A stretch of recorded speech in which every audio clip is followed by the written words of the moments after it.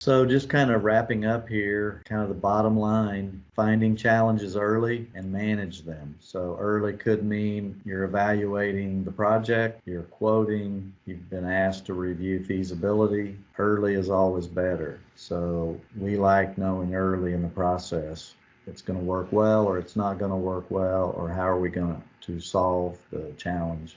Next one, try different manufacturing options to confirm producibility. So could be our first thought was it's draw form, maybe our second try, we tried hydroforming, deep draw hydroform, 3 operations instead of 2. We can try different materials, and all this is relatively quick. So a number of times I've just changed material thickness to solve a problem.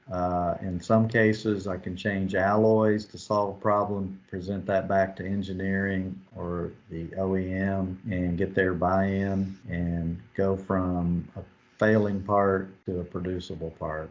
So that's alternate materials I just mentioned. Prove outcomes prior to freezing the design. So if you're not familiar with aerospace, there's a phase where they're designing and analyzing, and then once it's frozen, it's really difficult to get engineering changes. So the earlier we can get in and identify problem, challenge, and it's not always a risk of failure. Sometimes it's an expensive process. You know, the part can be hot formed, I think the customer didn't have hot forming in mind. They had cold forming, stretch forming, break forming. So the sooner we can prove to them and show to them the challenges, the easier it is to change that process. And then lastly on here is one that I think most of us are familiar with, and that's the trial and error development. I got most of my experience with that methodology, typically making a lot of parts that aren't conforming or not usable. I'd call it filling up a trash can with parts that aren't usable, and you learn a lot that way. It's a slow process. Tool modifications can take days, weeks, or months if you need to make a change. So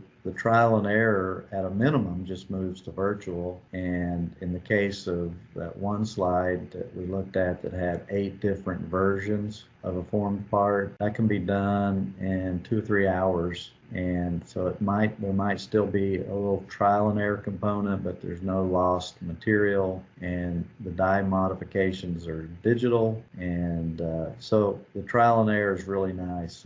I like going to production with a very high probability that there will be no or very little trial and error in the production phase. So on the right there, you'll see that is me getting out on the floor and doing a little bit of hot forming. I always like following up with anything I've worked on digitally just to watch and see how it works out.